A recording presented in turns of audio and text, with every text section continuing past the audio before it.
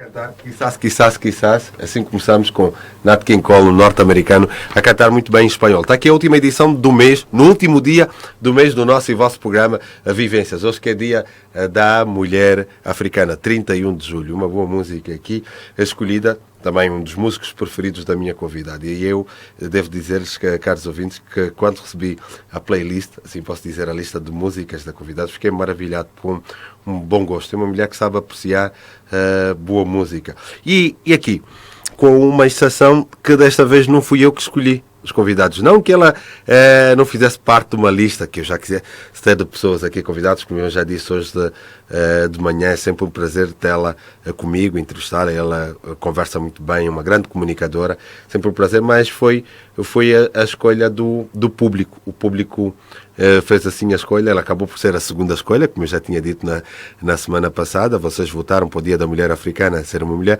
A primeira escolha foi a senhora Primeira-Dama, Dona Ana Paula dos Santos, mas como sei, não está cá no país, então, e a segunda escolha foi esta senhora que aqui está. Que você vai participar da entrevista enviando SMS de carinho, de respeito para a minha convidada, através do 929 23 90 09, 929 23 90 09, para a minha convidada que aqui vamos ter. Tem um nome muito bonito. O nome é Albina Faria de Assis Pereira Africano. Ela aqui está. Bom dia, bem-vinda ao nosso programa. Muito obrigada. É um prazer tê-la aqui, principalmente no último dia do mês, no Dia da Mulher Africana. Sim, para mim também é uma satisfação. Hoje, Dia da Mulher Africana, que algumas vezes tenho festejado fora de Angola, nas vésperas, mas que hoje tenho a sorte de festejar este dia no meu país, de estar aqui presente em Angola. Esse era o meu grande receio, quando... Mas será que a senhora Gira estará cá em Angola? Mas felizmente está cá. Diga uma coisa, ficou surpreendida com a escolha dos ouvintes? Quer dizer, fiquei satisfeita, porque quando isso acontece, significa que realmente o povo gosta de nós e respeita-nos, pelo menos. Quer dizer, porque a escolha também é um bocado respeito e carinho. E isso para nós é bom. Sobretudo quando se chega à minha idade, já esta parte somos mais sensíveis. E o carinho e o respeito, sobretudo por parte daqueles que não nos conhecem, mas que só nos ouvem, que nos veem à distância, é muito gratificante. E acho que o público está muito bem aqui representado, as mulheres, e neste Dia da Mulher Africana, principalmente porque é também uma mulher que conhece muito bem este continente, fruto das várias funções que já exerceu, conhece vários países e também deve representar Angola e outras instituições. Não só o conheço, como amo este continente. É um continente que, infelizmente, é um continente sofrido. É um continente sofrido, é um continente que poderá, se nós, os próprios africanos, assim o quisermos, poderá ser um continente futuro. Mas nós temos que, talvez, melhorar a nossa visão em relação à forma como olhamos para o nosso próprio continente, acabarmos com os conflitos. Angola, felizmente, tem seguido essa linha, a linha da pacificação. Sim. Se nós, os africanos, seguirmos a linha da pacificação e a linha do desenvolvimento, este será um grande continente. E o papel das mulheres nesse continente? Sente que as mulheres começam a ter um papel mais importante? Exatamente, porque, efetivamente, as mulheres são uma percentagem, na maior parte dos países, são a maior percentagem. E têm um papel importante porque estão em setores também importantes, porque um dos setores que, embora com mulheres não muito evoluídas, mas que contribuem muito para ajudar o desenvolvimento, é o setor agrícola. Sim. E as mulheres têm um papel muito importante no setor agrícola. Começam a ter um papel em quase todos os setores, sobretudo mesmo nos setores de ponta, como é que se costuma dizer. Sim. Portanto, isso significa que as mulheres podem e devem, é um papel delas contribuir. Aliás, quando se criaram estas organizações, como por exemplo, por que é que nós estamos aqui hoje? Estamos aqui para festejar a criação da Organização Pan-Africana das Mulheres, que criou e consagrou este dia dedicado à mulher. Foi numa data, no 31 de julho de 1963, em Dar es Salaam, que as mulheres africanas acharam que era preciso uma organização para congregar todas as organizações africanas existentes e a existir exatamente para poder dar força à mulher na luta contra a emancipação, desenvolvimento, o analfabetismo. Naquela altura o analfabetismo da mulher era grande, ainda hoje o é, e naquela altura era muito maior. E essa organização teve um papel muito preponderante, também até na visão política, porque na altura era a época que começaram as independências, 63, quem tinha sido independente, talvez o Ghana. Ghana, pois.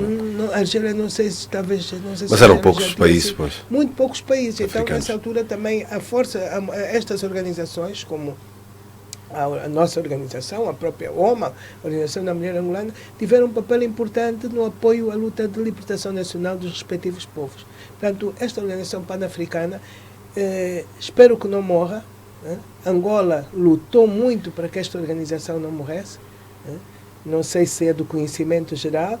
Angola, nos anos 82, tinha aqui um secretariado regional, que foi dirigido primeiro por uma camarada nossa, Olga Lima, depois foi dirigido por Luísa Gaspar, depois foi dirigido pela nossa atual ministra da Mulher, Filomena Delgado. Depois, nos anos, portanto, a presidência e o secretariado têm andado de país para país. Já passou por Mali nos anos 60, esteve na Argélia, e na Argélia, quando nós sentimos, a Argélia teve muito tempo, durante os anos 60 até os anos 80, quando a Argélia queria passar este legado para não ser perdido e para continuar forte, qual foi o país escolhido? Embora em guerra, foi Angola. E Angola recebeu de braços abertos a Organização Pan-Africana das Mulheres. Foi dirigida durante muito tempo pela nossa ex-secretária da OMA e militante Ruth Neto, e cá ficamos aguentando durante mais de 10 anos esta organização, com todos os custos, desde a sede, pagamento a secretárias e despesas, isto tudo, pode-se dizer que, vamos ser abertos, o nosso governo de Angola é que aguentou tudo isto para que esta organização não caísse. E continuamos assim, com essa organização como ela está hoje. Porque de 86, que ela para quem entrou, 87, até 2008, só em 2008 é que a organização passou para a África do Sul, onde se encontra hoje, com a sede em Pretória, e sob a direção de uma senegalesa, que é a Madame Astou. Isso quer dizer que Angola sempre teve os seus princípios, embora muitas vezes digam que nós parecemos uns europeuzinhos, uns americanos, podemos parecer tudo, mas temos um fervor e um sangue africano muito forte. Na defesa dos princípios africanos, nós somos realmente africanos. E isto eu falo com orgulho, porque eu não estou a falar por mim, estou a falar por aquilo que o meu governo já fez para essa organização, do que muitas mulheres fizeram e trabalharam para essa organização. Neste momento, Angola detém detém com orgulho a vice-presidência da região, da África Austral, na pessoa da deputada Carolina Cerqueira. Quer dizer que Angola esteve e estará sempre ao lado desta organização, dando a sua força, dando o seu apoio para que esta organização se mantenha de pé, a Organização Pan-Africana. E hoje, 50 anos depois, de 63 até agora, 2013, 50 anos depois, a África já tem duas mulheres a exercer um cargo na chefia de um país. Foi a primeira da Libéria e agora também há de um país aqui que... A Jossam Banda, não é? Pois, a Jossam Banda. Jossam Banda também. Esquece-me o país aqui, já me foge a cabeça, mas é por aqui para a África Austral. Olha, portanto, Jossam Banda só pode ser... Não é Mali, não, senhora. Não é Mali, é para aqui da África Austral. É um país da África Austral. Aqui da nossa já me recordo. Depois já também, se eu me recordar, já lhe digo. Mas este também já é um avanço. Duas mulheres... A presidência pois, foi logo ali na Libéria, uma mulher presidente da África, conseguiu algum tempo depois ser a mulher a chefiar uma nação. Agora não, duas. Mas quer dizer, eu acho que a África não está retrógrada em relação ao progresso da mulher. Antes, pelo contrário. Porque a África tem também uma tradição matriarcal. É só lembrarmos da rainha Yakatolo. É só lembrarmos da rainha Ginga. Quer dizer que a África tem uma tradição matriarcal. E os seus dirigentes têm sabido respeitar as leis concernentes à participação no género nos processos de decisão. Pronto, acho que é assim, o mundo é assim. Não fossem eles também pais de filhas. Pois, vêm todos, têm de sair todos de um ventre, né? Que todos saem do ventre, eles são filhos de uma mãe, mas também são pais de filhas e também gostavam de ver as suas filhas em lugares de destaque. Quer dizer, o que eu costumo dizer, é preciso pensar assim, pensar, eu nasci de uma mãe, foi uma mulher que me levou até aqui. Pronto. Mas eu também tenho uma filha, eu quero ver também a minha filha progredir. Pronto, isso em termos de família. Mas se trabalharmos em termos globais, nós pensamos, por que discriminar seres humanos como nós? Portanto, a mulher não pode ser discriminada. Em termos de direitos humanos, a mulher tem os direitos iguaizinhos aos do homem. Em termos, eu já estou a falar em termos de direitos humanos. Tendo em conta que vivemos num mundo globalizado, temos que pensar em termos de direitos humanos. E é em termos destes direitos que não é um favor, mas sim um direito da mulher poder ocupar esses lugares quando ela é capacitada para tal. Okay. Aqui já a confirmação é do Malawi. José Caliengo, diretor do Malawi, Jornal do País. Isso que eu ia dizer, que é Malawi, está a ouvir o programa. Porque os bandas são de Malawi. Pois, são de Malawi. Pois, conhece. E também esta questão hoje das cotas. A senhora, qual é a sua opinião? Concorda com essa coisa das cotas, estabelecer cotas para cargos públicos para as mulheres? Eu acho que sim, vou lhe dizer porquê. Porque se não se estabelecem, porque no fundo, aquilo que nós chamamos, mas é discriminação, não é uma discriminação, é luta de poder. É luta de poder porque qualquer um de nós temos, por exemplo, há aqui um lugar aberto, suponhamos, na vossa Rádio Mais. Todos vocês vão lutar, de acordo com a capacidade de cada um. Sim. Ora, como normalmente e por tradição, mesmo nas famílias, davam maior instrução aos homens que às mulheres. Hoje a coisa já está a mudar, mas durante muito tempo foi assim. Quem é que tinha a melhor capacidade para ocupar? Era o homem, porque ele é que vinha mais capacitado. Hoje, felizmente, estamos a inverter, sobretudo no nosso país, hoje isso já se faz sentir muito pouco, mas ainda se faz sentir. Ora, se não há cotas, o que é que acontece? A pessoa nunca mais alcança, porque o que acontece é que as cotas permitem que, para a igualdade de circunstâncias, ou para uma ligeira diferença, a mulher possa assumir. Se não der aquela cota, não tem. Olha, eu vou dar o exemplo das cotas na América. Pronto. Sim. O que é que acontecia na América? Houve uma altura, nos anos 60, que havia o problema racial. Pronto, e os negros não atingiam. Quando se começou a combater, mas a combater com vigor institucionalmente os problemas raciais, qual foi a solução para poder mudar e inverter? É dizer, olha, aqui neste emprego podem entrar brancos, mas tem que ter 5% de negros. E se não desse aquela cota, não entrava nenhum 5%. O Brasil creio que na educação também tem esse sistema, não é? Pois. O Brasil tem qualquer coisa desse sistema na educação. E é exatamente isso. Por exemplo, no tempo colonial, faziam as cotas em sentido negativo. Nós estamos a fazer as cotas, que é a nossa discriminação é positiva. Mas eles faziam em sentido de discriminação negativa. Por exemplo, para as universidades, só podiam entrar 10% de negros, suponhamos. E aquilo era ali contadinho e era aqueles 2%, quer dizer, não dizer que eles não estão lá 10%, mas mais que 10% também não entra, que é muito. Está a ver? Quer dizer, estas cotas têm esta missão, é poder permitir um ingresso.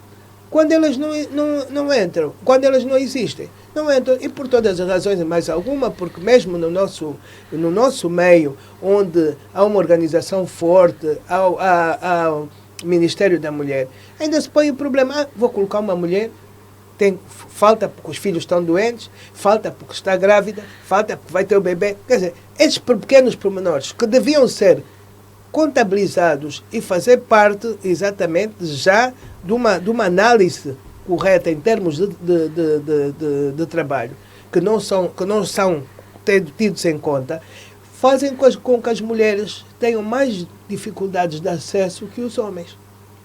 Não quer dizer que os homens, muitos, não sejam os faltosos, que até são, mas a verdade é que, quer dizer, potencialmente não são, e as mulheres potencialmente são. E nós temos que compreender, porque eu, se tiver uma empregada que me vem dizer que a filha está doente, eu não vou dizer, está doente, mas tu vens. Não, senhora, a tua filha está doente, trata da tua filha, leva ao médico e nós vamos ver o que é que a gente pode fazer, vamos ver como é que resolve as coisas. Está a ver, quer dizer, é essa situação também que leva às vezes há uma certa discriminação da mulher no trabalho. Essa coisa do trabalho, eu vi o caso de uma empresa, isso na Europa, em que a direção da empresa tinha preferência por contratar mulheres com mais de 33 anos de idade, porque lá na Europa diziam que essas mulheres já tinham tido os filhos e não havia aquele problema depois da licença de maternidade, cuidar dos filhos, e eles não declararam isso publicamente, mas no seio, no grupo restrito, a orientação foi essa. Exatamente, isso existe. Nós temos que compreender, eu percebo isto e entendo, e é exatamente nessa base que eu percebo que estas coisas existem. Logo, para combater, há que ter em conta a discriminação positiva. Pode ser, mas a senhora também é um exemplo vivo da afirmação. A senhora é um caso da afirmação da mulher. A senhora foi a primeira mulher a ser presidente do Conselho de Administração de uma empresa como a Sonangol, aqui no país. Sim. Se não estou errado, também deve ter sido a primeira ministra, mulher ministra dos petróleos, em Angola. Em Angola e talvez no mundo. Há quem diga até que avance no mundo. Creio que não há uma mulher... Talvez no mundo. Mas eu costumo dizer, há dias disse numa reunião, eu não entrei de paraquedas no mundo dos petróleos. Eu trabalhei 10 anos, quase 10 anos, numa refinaria de petróleos, onde ainda trago os calos. E onde trabalhei e numa altura muito difícil, porque havia guerra, a zona era má, eu tinha que atravessar todos os dias aquilo que nós chamamos antigamente o Sambizangue e a lixeira, às vezes à noite, debaixo de cruzamento de tiros. Tivemos que lutar muito para defender, para que nunca faltasse combustível em Angola, por causa da guerra. Isso foi uma luta difícil, com todos, quer dizer, fomos todos nós estávamos envolvidos. E só só em 92, quando foram as primeiras eleições multipartidárias, é que houve a primeira tentativa de greve na refinaria, que eu posso dizer, e sinto-me feliz, que tive o privilégio de lutar contra ela, de travar. Foi um dos casos também que a senhora mostrou, a senhora exercer autoridade, foi porque preciso. era necessário exercer autoridade ali. Ali tínhamos que exercer autoridade, não tínhamos que temer, tínhamos que enfrentar os trabalhadores e depois negociar, e foi o que eu fiz. Primeiro, travá-los, meus amigos. Quando vinham todos, não, greve não é assim, a lei da greve não é isso, vocês estão a interpretar mal. Por exemplo, aqui uma comissão de 8 pessoas para vir negociar. Não é anônimo. Panfleto, já passou o tempo do panfleto. Agora já estamos, eu até brincava dizer, agora já era de tudo aberto. Não está a ver que é multipartidarismo que vai entrar, não precisa mais panfleto. Não tem panfleto. Tragam papel e realmente eles compreenderam. E conheciam também que não dizia, eu só dizia facilitar, não dizia... Foi uma negociação difícil? Foi difícil. Eu tive a apoiar a direção da refinaria, claro que às vezes eles não sabem, agora já posso dizer, puxando para o lado dos trabalhadores, tive algumas antipatias por causa disso, mas eu tive que dizer, alguns aspectos eles têm razão, porque aquele trabalho é duro, sobretudo para trabalhadores que faziam turnos de 12 horas, aquilo não era simples.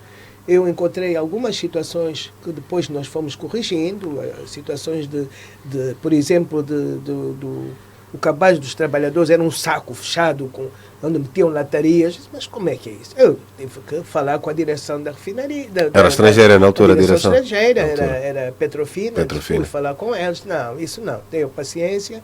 Nós lutamos. Não estou aqui agora a querer falar no coisa. Nós somos independentes, mas não é para continuar nisso. Tenham paciência. Os senhores podem encontrar outra solução. Além de mais, eu disse, nós somos africanos. A fuba não é cara, óleo de palma, isso. Podem encontrar outras soluções. Bom, e nesse aspecto tivemos sorte porque ganhamos, porque a coisa mudou e eles passaram a pôr as comidas na prateleira para os trabalhadores escolherem. A coisa mudou. Relativamente à greve, os trabalhadores estavam... Aquilo havia forças... Pronto, quando começa o multipartidarismo, já sabe, começam as forças exteriores, depois nós também, com a nossa um bocadinho de demagogia, fizemos uma lei de greve mais progressista. A nossa lei de greve era mais progressista que as da Europa. Eu, quando vi aquilo, disse, está a ver, uma lei dessas para um país que agora, só agora que vai entrar no mundo... Mas andou uma onda de greve, era greve a todo sítio.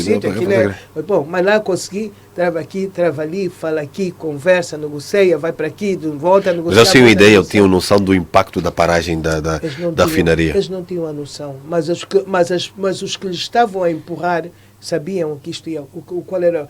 Daí a minha posição. E eles o que é que fizeram? Esperaram que o diretor, na altura eu era subdiretora, que eu que fui sempre na refinaria, esperaram que o diretor português estivesse de férias, que era para enfrentar a senhora, como quem diz, a gente apanha aqui sozinha e coisa, mas não sabiam com que pacaça é que estavam metidos. Quer dizer, porque uma verdadeira pacaça. Era pacaça.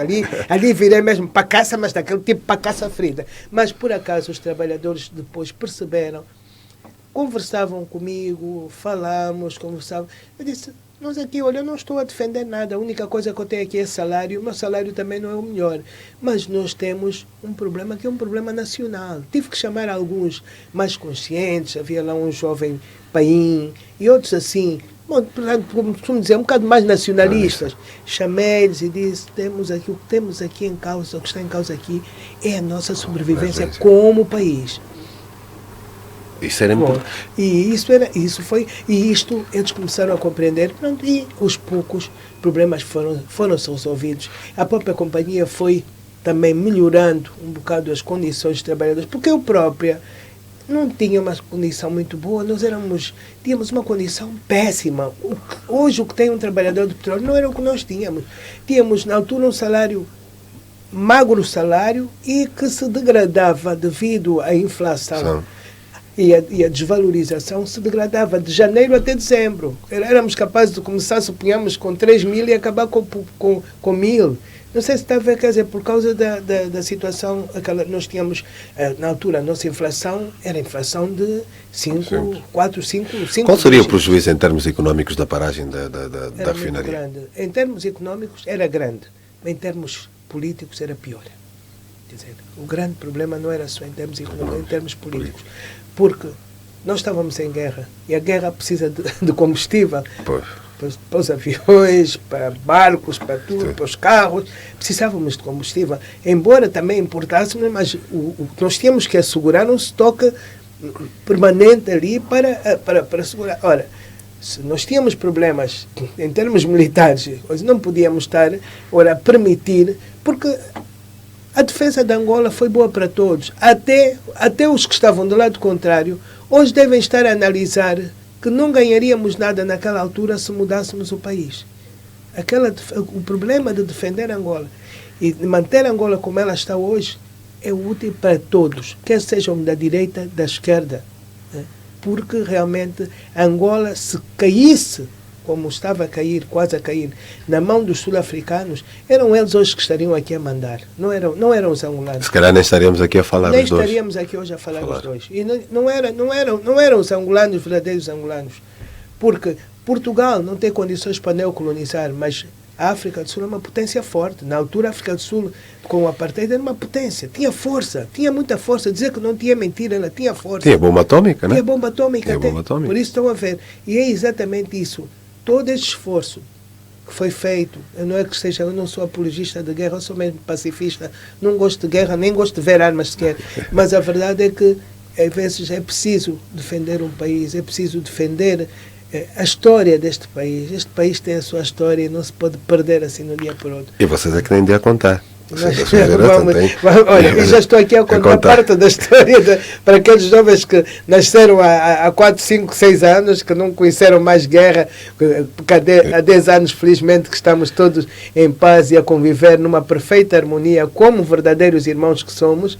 Portanto, estes jovens agora vão ouvir, afinal havia guerra, era preciso ter combustível, estas coisas que a juventude... Mas diga uma coisa, já alguma vez voltou a ir à refinaria? Falo da refinaria porque a refinaria marcou um percurso da sua vida profissional. Já voltei à refinaria e vou voltar agora. Olha, por acaso estou convidada para um almoço de aniversário dos trabalhadores da refinaria e eu vou. Ainda há dias fui convidada pela Total para fazer uma espécie, não foi bem palestra, uma conversa como essa que estamos a ter agora. Pronto, Foi nessa conversa que disse que nunca ia de paraquedas. Eu já estava na altura a preparar a entrevista, já tinha lá alguém infiltrado. Eu disse, a minha convidada. Tinha infiltrado. Já tinha. Exatamente. Foi exatamente nessa tive uma conversa sobre a refinaria, porque realmente foi para mim um local de trabalho bom. E eu costumo dizer, eu estive na refinaria, devia trabalhar na refinaria desde 1967. onde fiz o meu primeiro estágio. Mas na altura, aquilo não me seduzia muito, era muito longe, eu era muito jovem. Já viu que é uma pessoa com 21, 22 anos metida por ali e tudo. Nem pensar nisso, deixar meu marido em casa, não sei o que, eu estava casado há pouco tempo, há um ano ou meses, não vou deixar meu marido. Ora, mas acabei por aí parar e foi um local de trabalho onde nós, quer dizer, aprendemos e ganhamos responsabilidade. Não há dúvidas, mesmo os mais jovens ali sabem o que era, porque havia exigência no cumprimento do horário, na responsabilidade de cada um, em tudo. Todos nós temos que assumir as nossas funções com muita responsabilidade. Foi um grupo grande que entrou consigo naquela altura? Não, eu entrei com uma engenheira Ivete Antunes, entramos as duas, começamos as duas.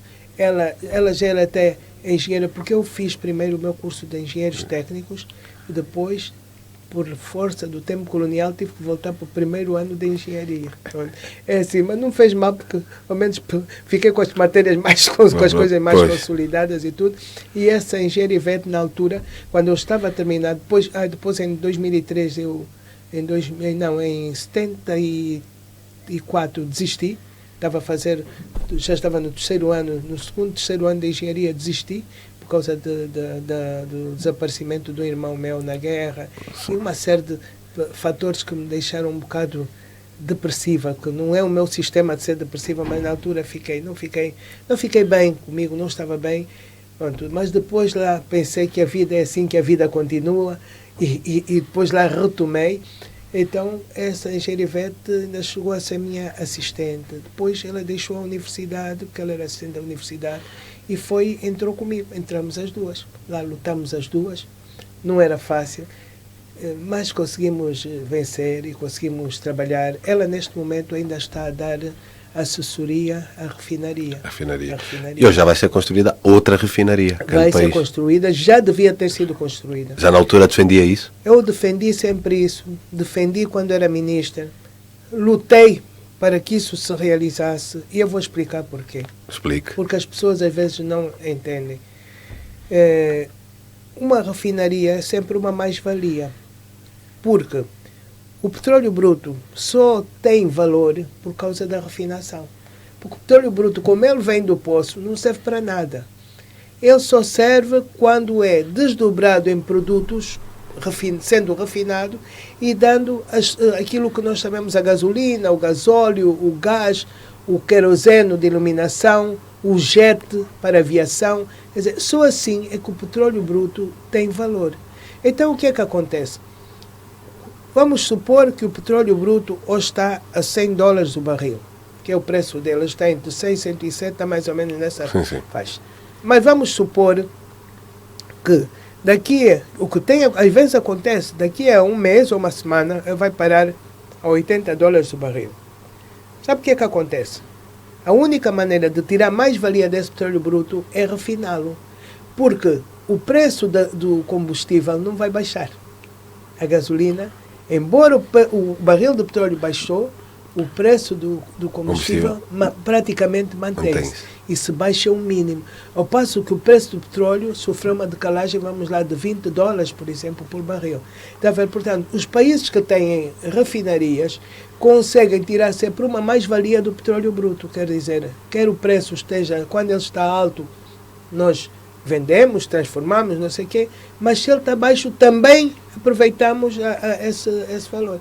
E nós, não sei porquê, deixamos a coisa andar, levamos muito tempo para decidir sobre a construção de uma refinaria. Porque vocês foram-se apercebendo na altura que a atual refinaria já não tinha capacidade de resposta. Não fomos apercebendo. Quando eu fui trabalhar para a refinaria já não tinha capacidade de resposta. Em 75?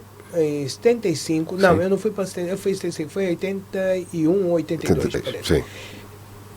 A refinaria não tinha capacidade de resposta porque nós já importávamos, já na altura em que eu estava na refinaria, já importávamos às vezes gasóleo, importávamos jet para aviação, importávamos gás, portanto, está a ver, já importávamos pelo menos 3 produtos. Talvez não tanto gasolina, porque não havia esta quantidade de carros que temos hoje a circular, talvez não tanto, mas gasóleo, Jetta 1 e gás, nós importávamos de onde? Gasóleo vinha de onde? Olha, gasóleo vinha às vezes da África, algumas refinarias da África, do Brasil, o gás vinha do Brasil. Nós importávamos de mais diversos sítios, tínhamos que importar porque nós precisávamos. E até agora continuamos a importar. Não, até agora continuamos a importar. Importamos gasolina, importamos gasóleo, importamos gás.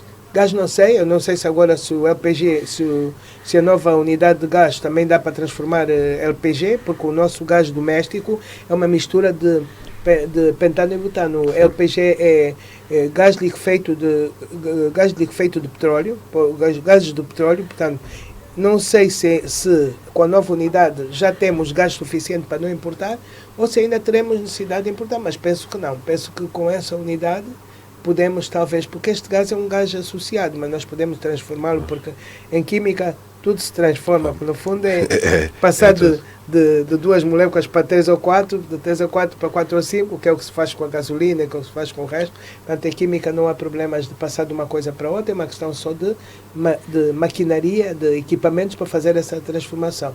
Não sei o que é que se passa, mas nós até aqui importávamos. Os butaneiros vinham aqui descarregar gás durante o tempo que eu estive na refinaria. E a localização desta nova, em Bengala, para si? É acertada, está correta? Está correta, porque tem porto, desde tem a porto, o Porto Lobito é muito superior ao Porto de Luanda, em termos, com certeza, de condições, segundo dizem. Mesmo em termos de movimentação, de expediente e de trabalho, parece que é mais célere que o nosso aqui. Temos ali o Porto do Lobito para poder fazer a saída, depois temos condições. Temos com o petróleo bruto, com certeza que vai através de petroleiros. Sim. Como também vem para aqui, através de petroleiros para Luanda. Portanto, não sei porque é que não há de estar no Lobito, e depois é uma possibilidade também de, de centralizar, tirar um bocado da coisa daqui de Luanda. As coisas de Luanda e criar também postos de trabalho numa zona como é o Lobito. E, vou dizer, espero que aconteça com o Lobito ou com a província de Bengala o que aconteceu com os outros países onde se puseram refinarias, que tiveram um grande desenvolvimento como cidades mesmo. Por exemplo, é o caso de, por exemplo, a cidade de Lyon, na França. Era uma cidade pequenina, uma cidade pobre, mas que com a presença de refinarias aquilo cresceu e desenvolveu. Eu penso que o Lobito também se há de verificar. Aliás, já comecei a ouvir dizer, vão construir prédios, vão construir isto. Quer dizer, a própria presença da refinaria já cria uma expectativa de mudança. Começar a realizar. Eu só dizer aos ouvintes que a minha convidada é Albina Faria de Assis Pereira Africano, engenheira Albina Assis. Você pode enviar SMS para o 929 23 90 09, 929 23 90 09. É o número de telefone para enviar os SMS. Nós vamos continuar aqui a conversa. Dizer, depois da refinaria e para Sonangol, onde se torna, este também é um marco, está aqui registado. A senhora, sei que é uma mulher humilde e com essa coisa toda, mas está registado. Foi a primeira mulher a ocupar o cargo de presidente do Conselho de Administração de uma empresa do calibre com a Sonangol. Eu fui convidada diretamente pela nossa Presidência da República para ir para o Conselho de Administração da Sonangol. Como é que reagiu ao convite? Olha, eu vou lhe dizer, é uma história interessante. Eu sou muito sincera. Eu sou uma pessoa que foi muito ligada ao tipo de indústria, ao trabalho, não sei o quê, e não estava muito vocacionada para estas coisas. E até posso dizer, quem foi a pessoa que me convidou foi o Dr. Zé Leitão, veio ter comigo e disse, olha, eu tenho trago-lhe uma mensagem para a senhora ser presidente do Conselho de Administração da Sonangol.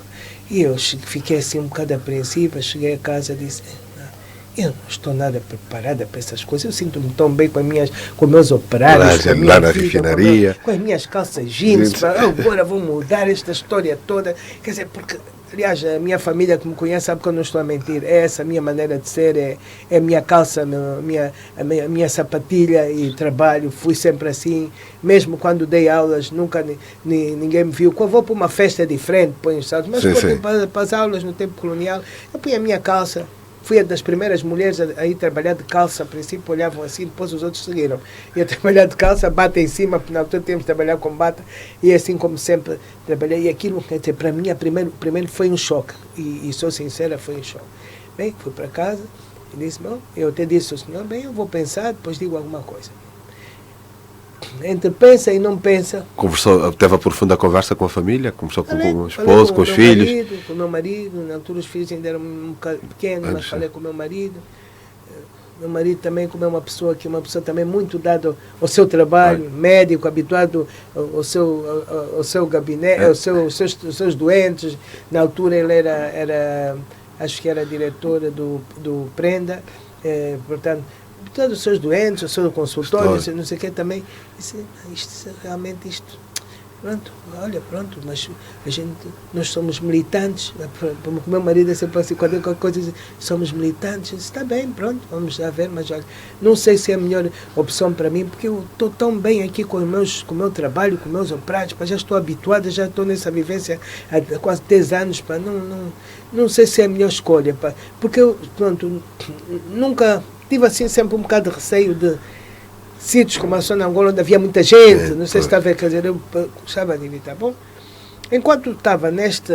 E algumas histórias que se contam sobre a Zona Angola, e isso e aquilo, umas verdadeiras, outras não. Falsas, outras nem todas são verdadeiras. Enquanto estava neste... Hoje, um dia chego a casa e disse ao meu marido, olha, hoje no noticiário já deram a tua nomeação como presidente do Conselho de Administração. Não, veja, eu estava na refinaria. Já deram, mas eu ainda não respondi sim ou não. Disseste não? Não, eu não disse não. Então, se não disseste não, se disseste não, fica implícito que ias pensar, não disseste não. Se disseste não, pronto. E naquele dia a minha vida mudou. É mesmo assim. Minha vida mudou porque eu não podia ser presidente do Conselho de Administração da Zona Angola e estar na refinaria por causa de conflitos de interesses. Pronto. E, a partir daquele dia, tive que informar a direção da Petrofina, que era Fina Petróleos, que Petrofina em Angola, que já não podia, não deveria voltar para a refinaria. Pronto. Fiz uma carta, indicar, tendo sido nomeada para isto, e fui para a Zona Angola, onde não foi muito bem recebida, para ser franca, não foi bem recebida. Direção, não fui, na altura a direção, mas eu também porque era por ser mulher, ter sido uma mulher, por ser mulher e porque as pessoas talvez estivessem a interpretar bem, esta agora vem para aqui, vem nos tirar os lugares, vem tirar, está a ver como é, quer dizer... Parecia um bocado um corpo estranho. Um corpo estranho, não era daqui... metem-nos aqui um corpo estranho, é natural, a atitude... Sim. Não está certa, mas até é uma reação natural das pessoas. Até porque a pessoa teve esta reação, hoje é um grande amigo meu, a quem eu mando daqui um abraço, que é o Egia Joaquim David. Ficamos bons amigos ao longo do nosso trabalho juntos com o petróleo, porque eu compreendi a capacidade dele e ele compreendeu que eu era como pessoa, e hoje somos... E que estava aí para fazer crescer a empresa, crescer o país. Não era para fazer mal. Talvez eu tivesse ideias um bocado avançadas em relação à época. Porque, por exemplo, eu quando fui para... Olha, sempre teve. Infelizmente, eu peco às vezes por isso, porque estou um bocadinho avançado. Aquilo que eu pensava que a Zona Angola devia ser, eu dizia, a Zona Angola não pode ser uma empresa estática, tem que ser uma empresa dinâmica, tem que ter um conselho de administração, mas de pessoas executivas, que façam isto, que façam aquilo. É aquilo que eu conhecia e que tinha aprendido de ler e da leitura e do contato com... E eu vi ali, quer dizer, aquilo não havia, quer dizer, o conselho de administração era um conselho de administração estático, em que não tinha poder, praticamente, grandes poderes executivos. Os poderes executivos estavam na mão de um diretor, que era na altura o diretor-geral. Talvez para aquela altura aquilo até tivesse correto. Não sei se está a ver, sim. Dizer, porque eu depois começo a analisar tanto as dificuldades e tudo que nós tivemos, as guerras, as perdas de locais de produção e tudo. Talvez até não tivesse errado, mas eu tinha um conceito completamente diferente do que devia ser uma administração para as coisas irem bem. Eu tinha a ideia que, quando dizia que uma organização, uma empresa como aquela, anualmente tinha que ter um relatório de contas, não havia relatório de contas, estas coisas todas, quer dizer, que eu tinha um conceito... Mas uma empresa daquela dimensão não ter um relatório, não prestar contas? Hoje já tem, passou a ter. Quer dizer, talvez é isso que eu digo, não quero estar aqui a penitenciar, mas talvez a ideia que eu tinha e os princípios e a forma como eu analisava a empresa era um bocado avançada para a altura em que a mentalidade do país se encontrava. Pronto, é mesmo assim. A mentalidade, a situação, a própria situação do país, talvez ainda não permitisse um avanço tão... Porque o que é que nós temos notado hoje? Que as coisas têm vindo a disciplinar-se, a regulamentar. E o caminho é esse. E o caminho é esse. Mas era o caminho que eu pensava há 20 anos atrás, 20 anos atrás. Está a ver que, naturalmente, tinha que haver algumas fricções. Mas essas fricções passaram, entretanto, eu estive lá um ano e poucos. Ficou lá pouco tempo. Fui para a ministra e, contrariamente àquilo que muita gente queria, eu mantive o Joaquim David como diretor-geral. E as pessoas diziam, mas ele não foi bom, ele foi assim. Eu disse, não, eu distingo as coisas. Uma coisa é uma situação pessoal, outra coisa é a situação do trabalho. Angola, das condições em que estamos, com estes problemas no soio, tínhamos tido problemas de perdas do soio, não sei o quê, deixem lá ficar o homem a trabalhar calmamente, porque ele sabe fazer o seu trabalho. Ele sabe fazer o seu trabalho. Do ponto de vista hierárquico, o presidente do Conselho de Administração da Sonangol depende hierarquicamente do ministro? Não, dependíamos do ministro. Dependia na altura. Pois, do ministro e da presidência da República. Pois. Era uma dupla dependência. Dupla dependência. Mas, realmente, nós com o ministro não tivemos... pronto, eu, como ministra, não criei problemas, porque a minha missão não é criar problemas. Já estava a pensar bem, agora chegou a ministra... vai varrer. Não pode. E houve pessoas a aconselhar-me, tire-o. Disse, não. Primeiro está o país, depois estão os assuntos pessoais. Os assuntos pessoais a gente resolve, vai para o restaurante, senta, toma um copo de vinho, conversa e a gente sana. Agora os problemas nacionais estão acima dos nossos problemas pessoais. E contrariamente a tudo, mas foi sempre, eu preferi sempre analisar as coisas com moderação do que com extremismos.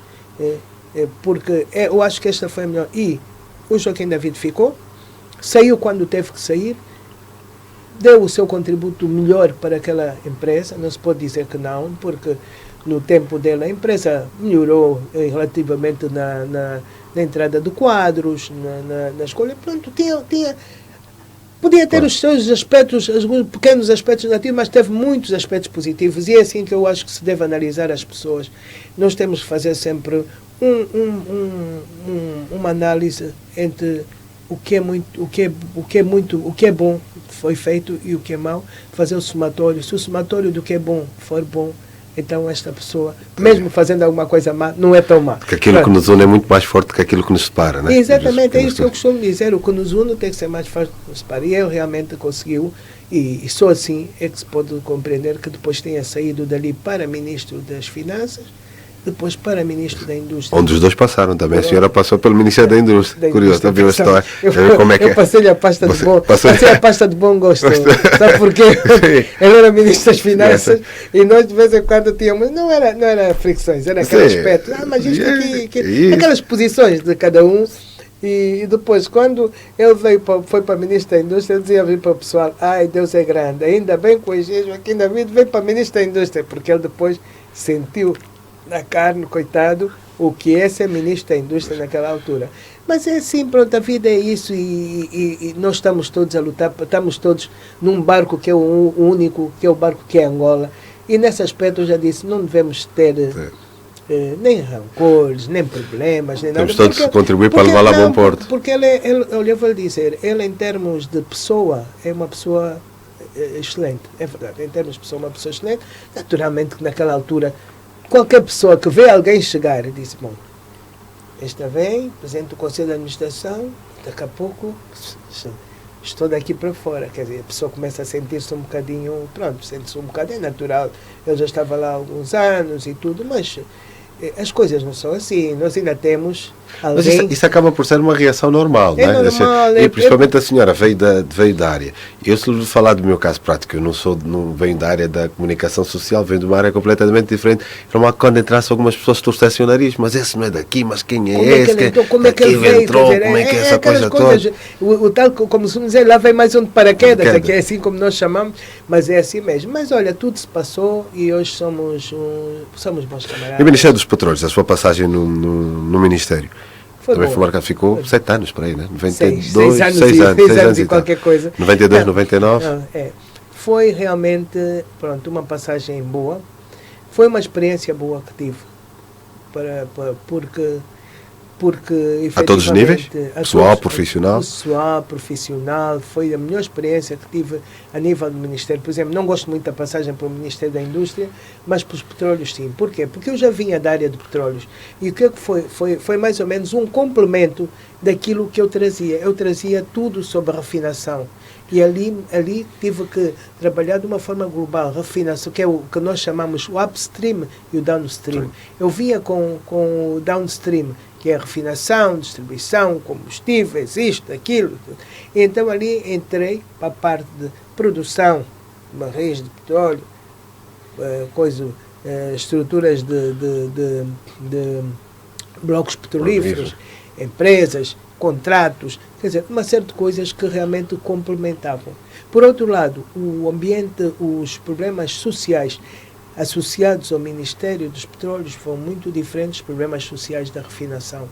Eu na refinação só tinha os problemas sociais dos trabalhadores, pronto, problemas de saúde, mas ali não. Nos petróleos tive os problemas todos administrativos, mais os problemas das bolsas de estudo, que foi também outro peso, mas foi um peso tão grande, que quando me falaram na viabilidade de se poder abrir a Universidade Católica, eu abri as duas mãos e disse, o que é que podemos fazer para abrir a Universidade Católica, para abrir uma universidade de referência aqui, além da Agostinho Neto. Não sei se está a ver. Sim. Por quê? Porque nós sentíamos um peso tão grande que, ao fim e ao cabo, nós começámos a pensar, se nós nos formamos, por que é que os outros não se hão de formar? Quer dizer, a maior parte das quadros do Ministério, os bolseiros eram bolseiros que estavam no exterior, formados no exterior. No exterior, porque nós não tínhamos, na altura não tínhamos o processo de bolsas internas. Eu deixei o processo de bolsas internas no Ministério dos Petróleos para ser aprovado. Trabalhei com o vice-ministro, como é que ele se chama? Não era o vice-ministro Sidério Costa, um outro, que depois já vou recordar o nome, porque é assim, cabeça de velha, de vez em quando esqueço o nome. Como eu costumo dizer, eu sabe como é que quando começo a esquecer, eu digo, meu amigo Alzheimer, meu amigo alemão, passa-me de lado para não me ver para não chatear. Eu ia incomodar. Então, fez o trabalho, disse, olha, nós não vamos poder ter bolsas para o exterior para toda a gente, mas podemos criar bolsas para o interior, porque eu também, quando fui estudante, eu estudei com uma bolsa interior aqui no país, portanto, e no tempo colonial, portanto, porque concorri, eram 5 bolsas e eu ganhei dentro do concurso. Portanto, podemos fazer isso. Então começamos a preparar, porque realmente nós começamos a mandar primeiro para o Brasil, para Portugal, depois abri a linha para a África do Sul, onde realmente o sítio não foi muito melhor, porque havia uma cultura, nós não tínhamos muita cultura, os nossos jovens estavam muito enquadrados na cultura sul-africana, ali foi um bocado mais difícil, mas depois lá continuou, e alguns para os Estados Unidos, não eram muitos, eram mais... A senhora tem uma ideia de mais ou menos quanto é que gastavam anualmente só em bolsas, só com os bolseiros? Eram milhões, vou lhe dizer. Até hoje, você um dia for ao Ministério, vai procurar para a senhora Manuela Coelho, que ela vai lhe dizer os milhões que o Estado gasta em bolsas de estudo. Muita gente, quando diz que o Estado não faz nada, não ajuda a juventude, eu não gosto... Uma ideia mais ou menos de quanto, na nível dos... Não, é muito. São milhões, acima de, não sei quanto, muito mais que 10 milhões. É muito por ano. mesmo. Por ano, é muito que se gasta. Mas é o caso também dessas bolsas de algumas zonas cinzentas. Algumas pessoas formadas pelo Ministério, mas depois que não vão exercer. Qual é o objetivo? É depois trabalharem para o Ministério? Não é para trabalhar para o Ministério. É assim, as bolsas são. Isso é que muitas vezes não é compreendido. Por exemplo, quando estava nas bolsas, eu tive até discussões com os meus trabalhadores quando me diziam, as bolsas, porque as bolsas são assim. Como é que o próprio Estado é que tem o dinheiro das bolsas? É assim. Há um decreto que se chama Decreto 2082. Ao abrigo deste decreto, na altura, não sei como é que está agora, por cada barril de petróleo produzido, tirava-se 1 cêntimo que ia para bolsas. Bolsas, ok. Para as bolsas e para a formação profissional nas empresas. Então aquilo era distribuído para Chevron, Chaco, na altura, que já não existe hoje, na altura Elf, várias empresas, cada um tinha um bocado, e para o Ministério. Com isso é que o Ministério conseguia permitir receber alguns pedidos, alguns que não eram poucos, bastantes pedidos, para enviar, e continua a receber para enviar para fora, para bolsas de estudo. Claro, para Estados Unidos e Inglaterra, a nível do Ministério, o número é mais baixo, porque as bolsas são mais caras. Mas a Sonangol abre mesmo concurso e manda para a Inglaterra e para os Estados Unidos. Até hoje ainda faz. Aliás, o último concurso, que eu até gostava de felicitar a transparência que me pareceu que o concurso foi feito, porque foi um concurso a nível nacional, onde as listas apareceram, as pessoas concorreram, fizeram as provas, foram não sei o quê, e à medida que foram passando, estão a partir. Portanto, isso é preciso fazer. Ora, para quem é que são dirigidas essas bolsas? É para a juventude. É para a juventude. Claro que em toda a parte do mundo é impossível todos, não é? Pronto, alguns vão ter esse privilégio, outros não vão ter. Por outro lado, o Estado ainda tem um instituto de bolsas que continua a dar bolsas. Agora já ouvi falar na parte, não sei se é ciência e tecnologia, também tem, quer dizer que o Estado tem procurado, sem contar com as universidades todas que estão abertas. Espero que sejam boas, de boa qualidade, mas a verdade, tudo isto são investimentos para a juventude. Quer dizer que o nosso Estado tem realmente procurado investir. Agora há já o Instituto Superior também, ali perto do Bela Shopping. Exatamente. Agora, o que é preciso? É preciso, e aí vamos com calma, somos um país de 40 anos.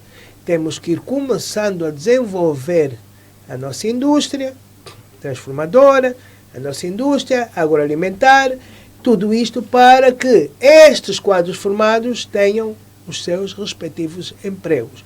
Agora, o que é preciso aqui é que a nossa juventude que se forme não pense, quando sai da universidade, sabe tudo. Tem que continuar a estudar.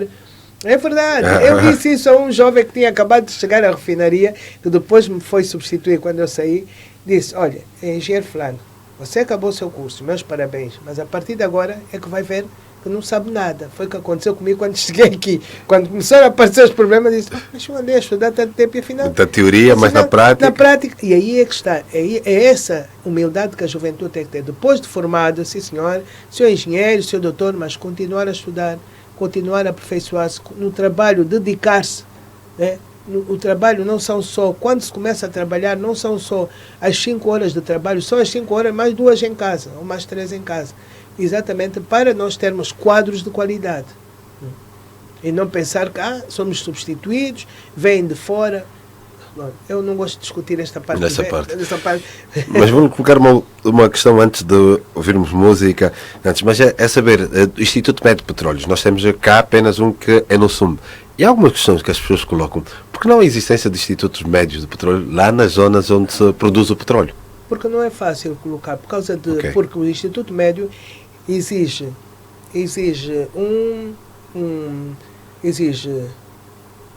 além de instalações, professores, condições, laboratórios e tudo isso.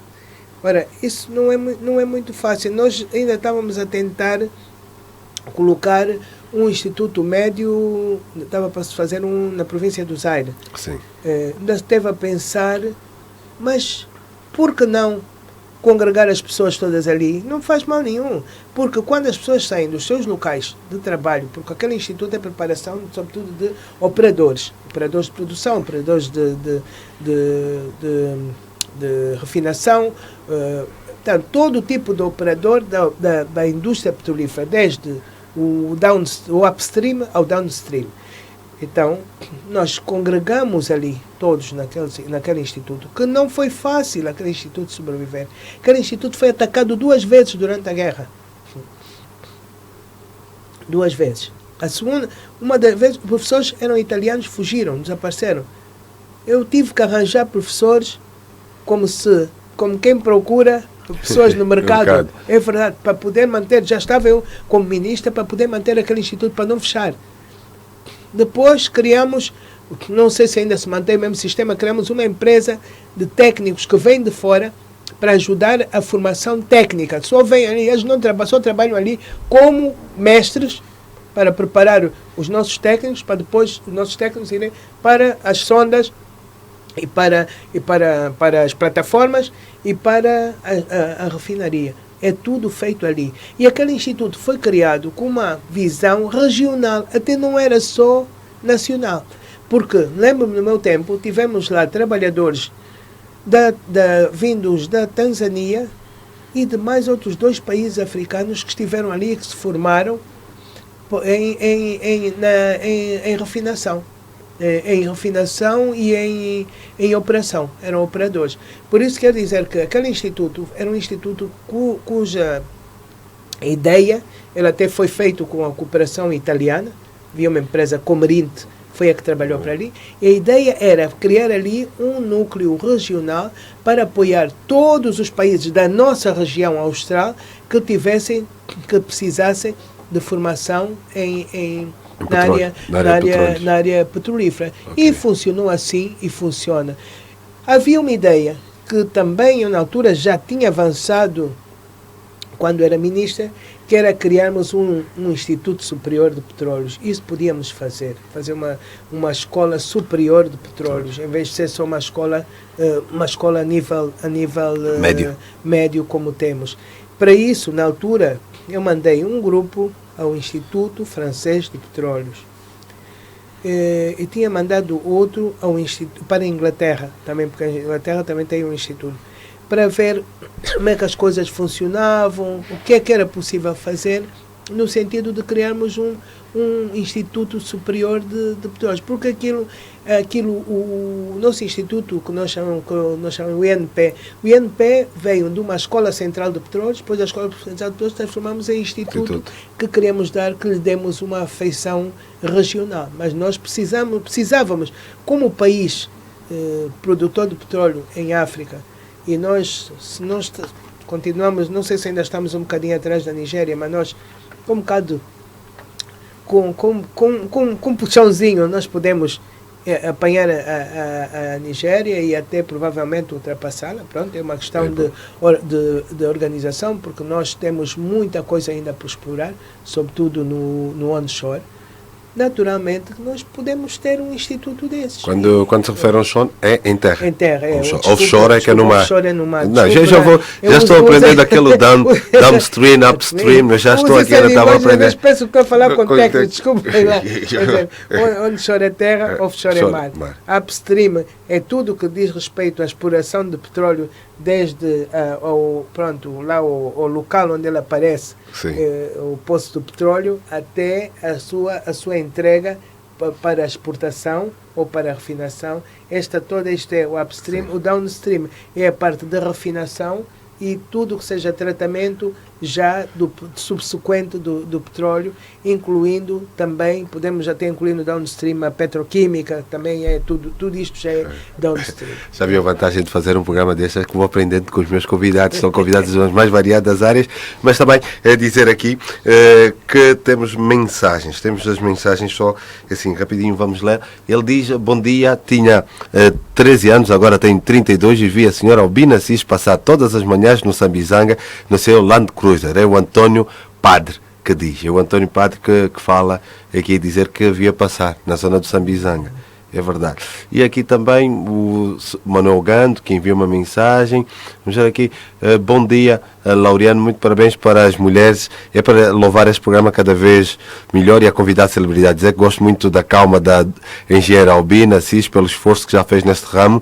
Gostaria que houvessem mais concursos públicos na área dos petróleos. É o Manuel Gando que envia uma mensagem para si. Olha, desejo muitos êxitos à nossa mãe grande dirigente, uma verdadeira mulher de luta neste Dia da Mulher Africana. É o Licínio que envia, Licínio da Silva. Acaba por enviar uma mensagem para si. Feliz dia para a mulher africana. Parabéns, engenheira Albina Assis. Espero que Deus a proteja para que continue a ser a enciclopédia viva do nosso país e amiga de todos. Que a simplicidade que tem deixe cada vez mais forte. Tânia e a Thelma Pilates enviam para si. Jovem e vão enviando para si. Com muito prazer que ouvimos neste Dia da Mulher Africana uma grande mulher. Êxito nos seus afazeres. É o Silvestre Cajama que envia para si. Aqui mais. Olha, agora temos de alguém que a senhora deve conhecer bem. Bom dia, Laureano. Daqui, Adilson Assis, neto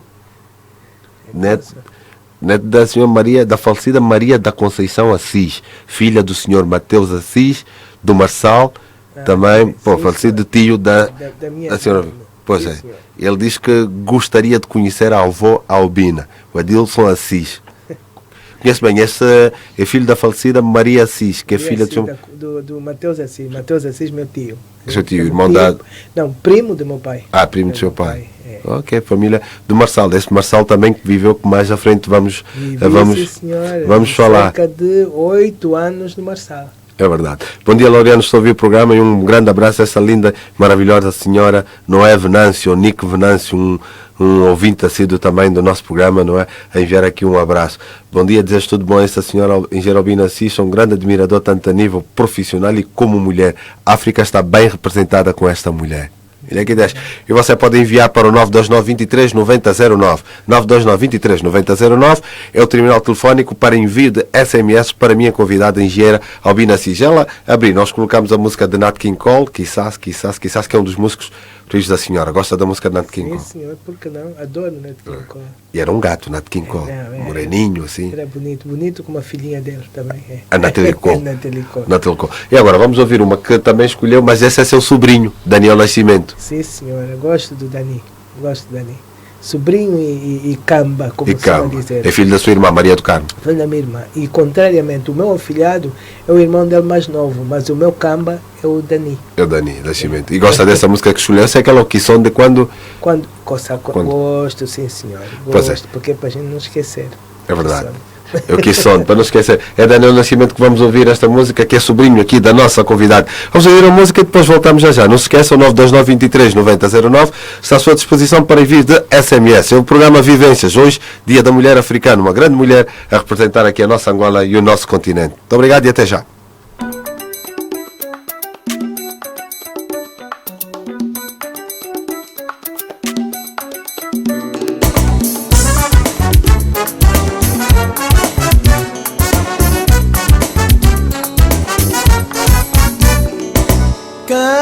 Contar uma nova história, mas o passado é que manda. Queres contar uma nova história, mas o passado é que manda. Não interessa se não eras rico, o passado é que manda. Não interessa se não eras bonito, teu passado é que manda. No tempo da Joana maluca, no tempo da bola de trapo, no beco do Marçal, ai, ai. Antigamente eras assim, hoje quando passas nem olhas pra mim. Que som de quando morde, que som de quando morde, que som de quando morde, que som de quando morde. Que son de cuando morde, que son de cuando morde, que son de cuando morde, que son de cuando morde.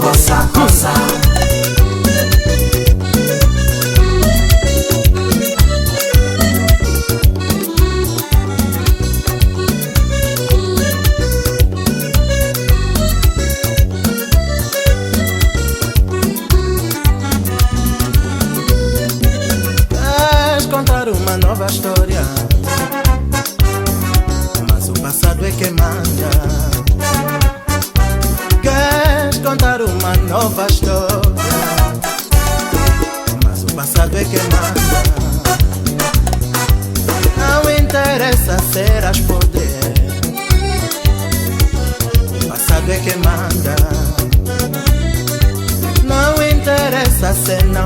mas não é. Teu passado é que manda. No tempo do bairro indígena, no tempo da calça caída, da barriga a chorar, ai, ai. Hoje dizes estás podendo, mas olha pro teu passado antes de falar.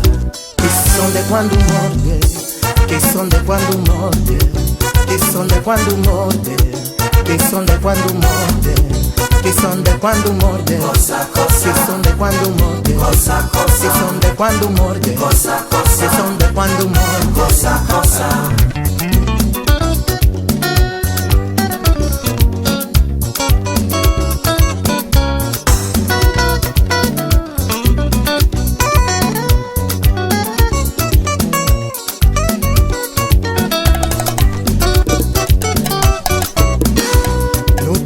Da Joana maluca, no tempo em que o preto era preto, no tempo colonial, ai, ai. Hoje porque tens dinheiro, se te chamam na rua, me olhas bem mal. Que som de quando morde, que som de quando morde, que som de quando morde, que som de quando morde, que som de quando morde, que som de quando morde, que som de quando morde, que som de quando morde. O piolho pica, pica. O piolho pica, pica. O piolho pica, pica. O piolho pica, pica.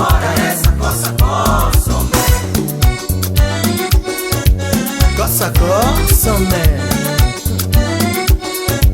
Coça, coça, man.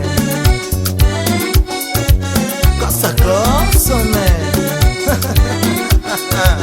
Coça, coça, man. Coça, coça. Coça, coça. Coça, coça. 99.1 Rádio Mais. Luanda. Sabias que agora no BNI o teu dinheiro a prazo cresce num flash? A sério? É assim tão rápido? É tão rápido que te dá 10% de juros ao ano no prazo de um mês. Corre ao BNI, mais rápido. Agora no BNI, o seu dinheiro cresce num flash. Subscreva o novo depósito flash do BNI e veja o seu depósito aumentar rápido. No BNI, o dinheiro cresce num flash. Vá já ao BNI. BNI, paixão pelo futuro.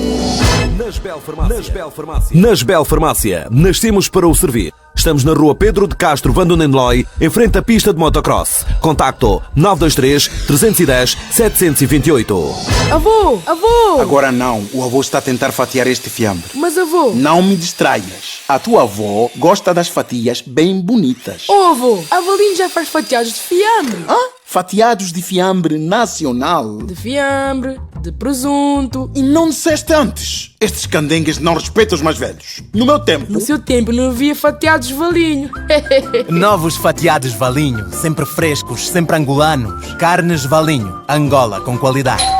Dá licença nessa casa. Queremos saber se a tua casa já tem tudo. Sim, felizmente não nos falta nada. Temos boa comida, muitos canais de televisão, internet de alta velocidade. Mas está a faltar a voz. Falta a voz. Chegou o Vivo, o novo serviço da TV Cabo que já está a dar que falar. Televisão, internet e telefone num único pacote e com chamadas gratuitas que te vão fazer entrar numa nova dimensão. Ligue já 923 168 000 ou vai a uma loja TV Cabo e fala o quanto quiseres. Vive a vida a 3 dimensões.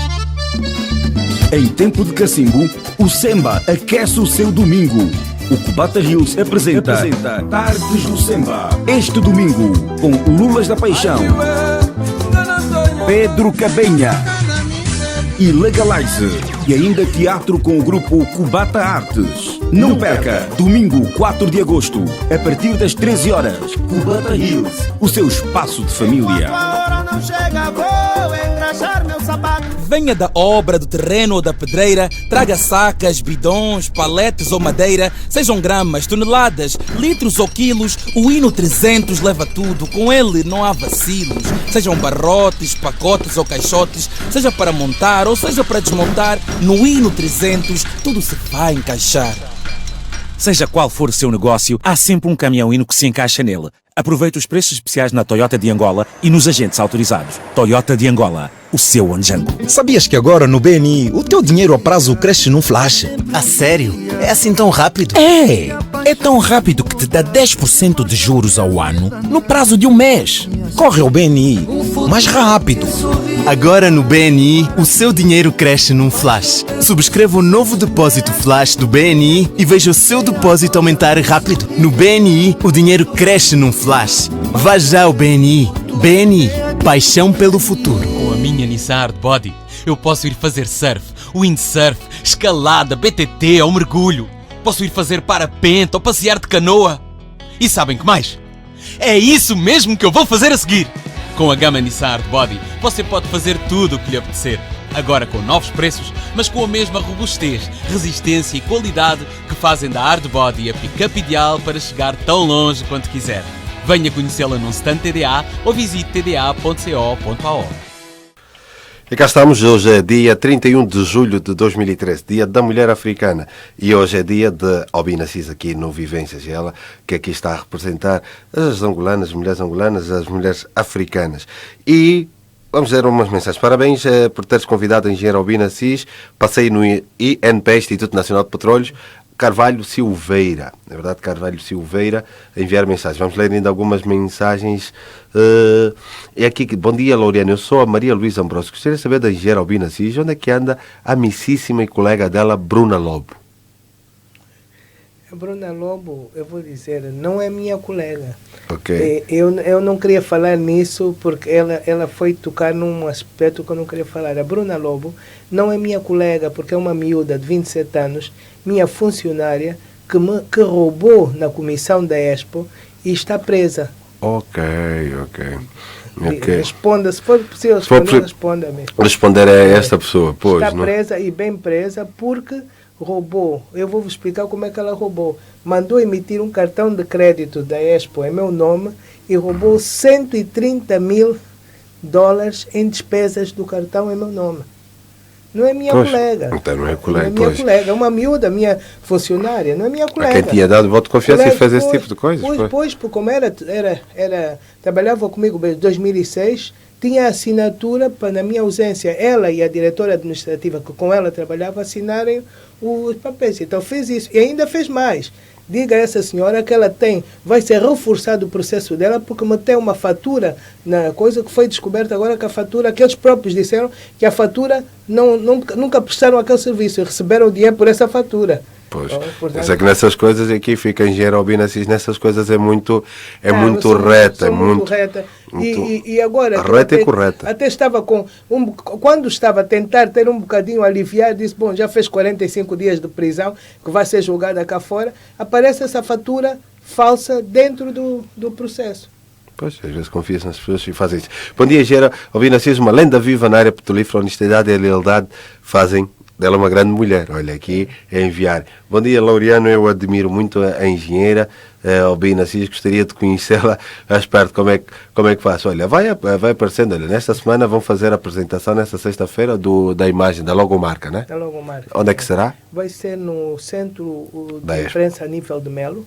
A nível de Melo, na sexta-feira, a partir das 15 horas. Às 15 horas. Está convidada já a imprensa também. Aqui fica já mensagens dos meus colegas. Estão convidados por mim, mas eu já disse a minhas funcionários para convidar a imprensa toda. Para a imprensa toda, para estarem lá para verem essa logomarca. Sempre admirei muito a Cota, ainda agora ainda mais. Porque é que ela não volta a ocupar um cargo ministerial? Senhora da superinteligência, senhor Eliseu Martins. Olha, ela está a bater na madeira, Eliseu Martins. Já não? Já não, jamais mais. Não. Está bem como comissária? Muito bem como comissária e preciso de descansar. Deixa a nova geração trabalhar. Pois, tu foste uma verdadeira tia Assis, tu foste uma verdadeira ministra, tu mostravas tudo que aprendeste na escola e colocavas na prática. DEFAO. Muita gente.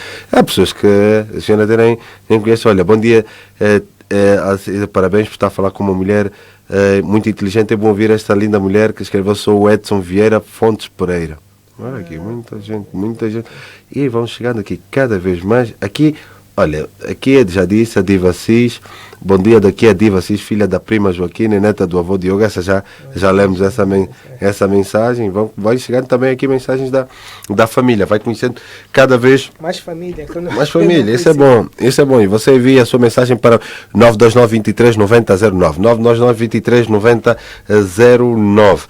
Agora, falar aqui de uma fuga, já que estamos a falar dessa coisa da Expo, aproveitar, porque depois vamos entrar numa outra área. Nessa sexta-feira aí vocês colocaram, fizeram um concurso público. Teve no Jornal de Angola, para a logomarca. Jornal de Angola, para a logomarca, Jornal de Angola, Televisão de Angola, Rádio Nacional. Pronto, comunicamos e apareceram cerca de 80, acho que foram 80 concorrentes. Alguns, claro, já sabe que há sempre, como nas votações há votos nulos, há uns que foram anulados, porque às vezes as pessoas não interpretam bem o regulamento e não se pode seguir. Mesmo assim, eu mandei dizer, olha, pronto, passem por cima de muita coisa, pronto, para não anular muitos, porque, por exemplo, as pessoas não podem, tal como nós tínhamos feito o concurso para ter uma transparência, ninguém podia pôr nenhuma identificação dentro Pois, era só o número, são anónimas, não podem fazer anónimas. O número, nós dávamos o número e aquele número nós ficávamos com o papel e o nome. Até hoje, por exemplo, eu já sei qual foi o número que ganhou, mas não sei quem é a pessoa que ganhou. Pois, não. Pronto, eu próprio não sei. Mas qual era o tema? O tema da próxima Expo? Será na Itália, né? É na Itália, é alimentação e cultura, educar para inovar.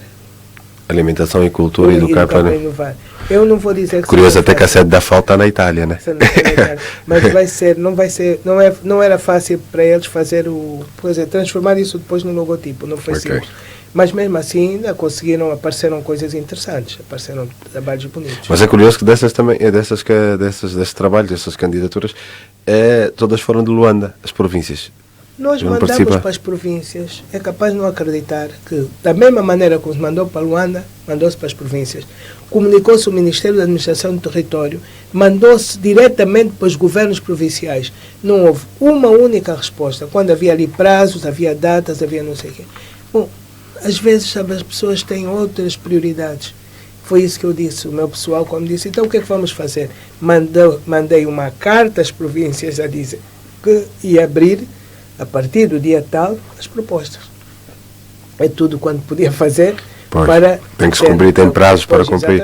Acho que é em 2015 a próxima. É 2015. Em que período? Em que mês? De maio a novembro. A novembro. O problema é que nós precisamos do logo porque só podemos começar a fazer a movimentação, mesmo o próprio pavilhão, o próprio desenho do pavilhão, o desenho da fachada e tudo isso. Tem às vezes que ter em conta o próprio logotipo. Né? Pois. De modo que não podemos pegar e pronto, fazer o logotipo é das primeiras coisas. Porque a partir de agora, como estamos a trabalhar já para a Expo 2015, todo o nosso papel timbrado e tudo tem que levar o logotipo. Em que cidade é que será? É em Milão. Milão.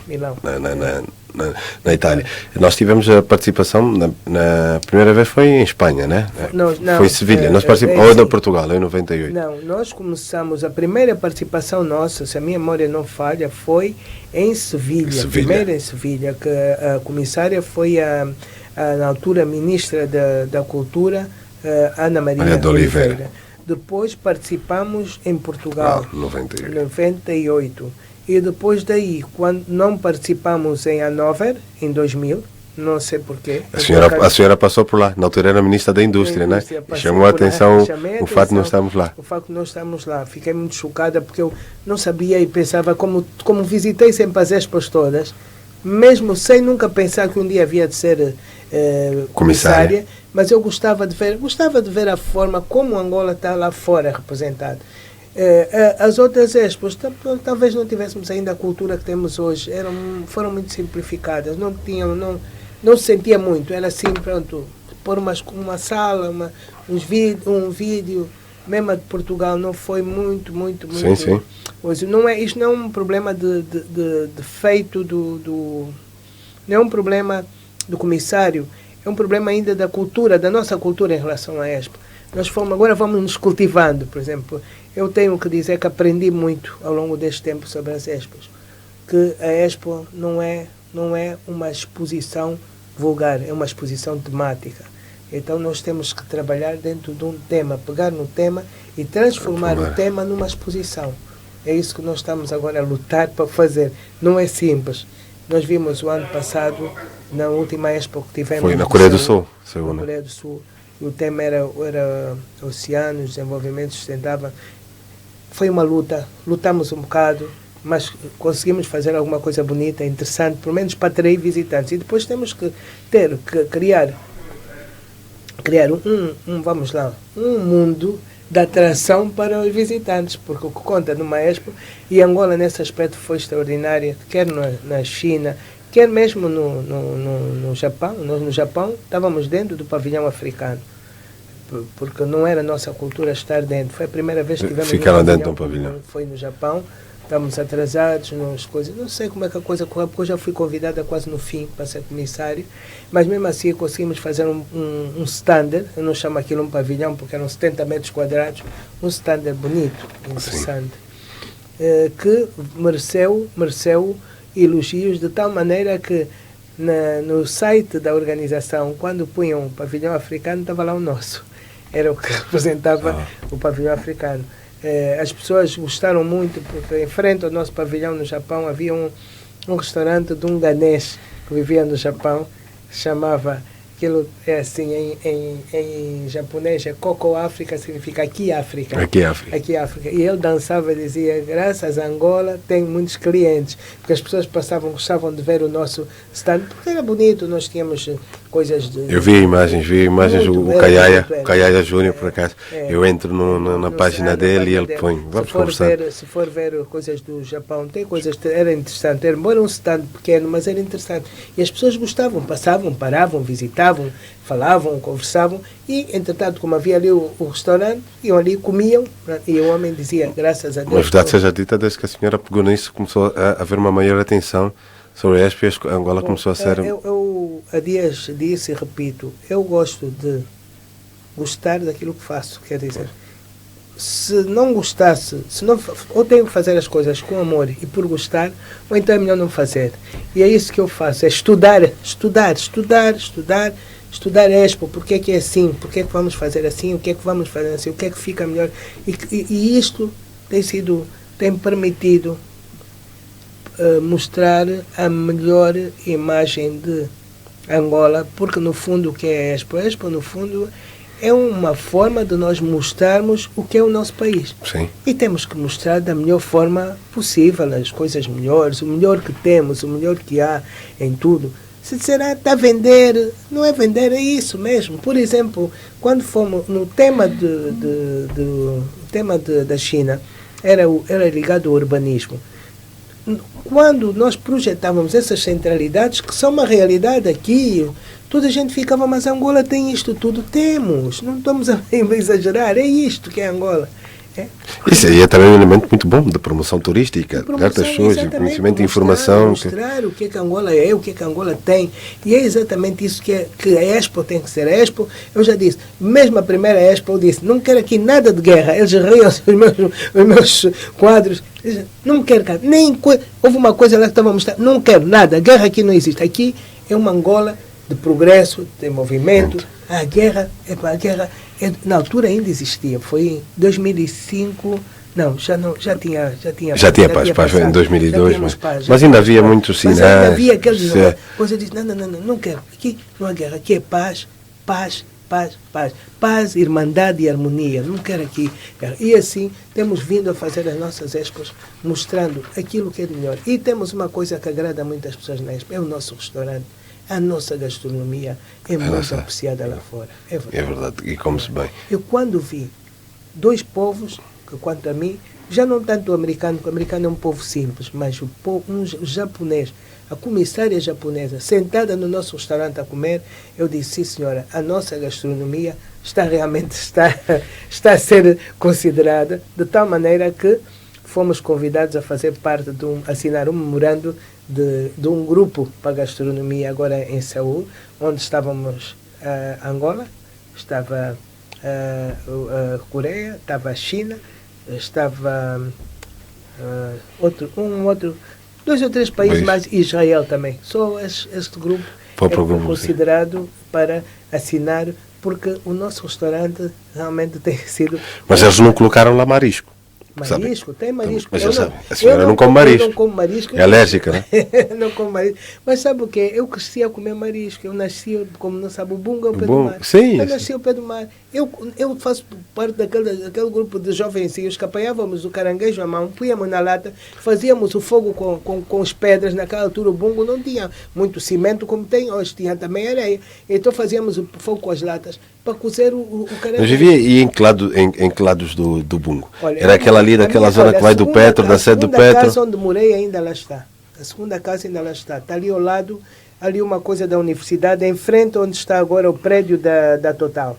Na rua direita do lado. O quintal da minha casa, quintal da nossa casa, da nossa para o outro lado, casa, só para perceber, está ao pé da Total, aquele na zona do Petro Atlético, é Choviário. Não, mais mesmo aqui para baixo, perto de descer para este viário. Quer dizer, o quintal da minha casa, quando nós éramos pequeninos, antes do meu pai morrer, que nos fez sair do Bungo, eles disseram, este quintal vai ter que desaparecer, vai passar aqui uma estrada. E o meu pai dizia, não se preocupe, quando essa estrada passar eu já não vou estar vivo. É verdade, porque o nosso quintal apanhava a rua, a Rainha Ginga. A rua Rainha, que hoje é a rua Rainha Ginga. O nosso quintal passava, apanhava... Ainda lá está a casa? A casa ainda lá está. Quem é que lá vive? Não sei quem é que lá vive. Eles nem sabem que a senhora nasceu e viveu ali.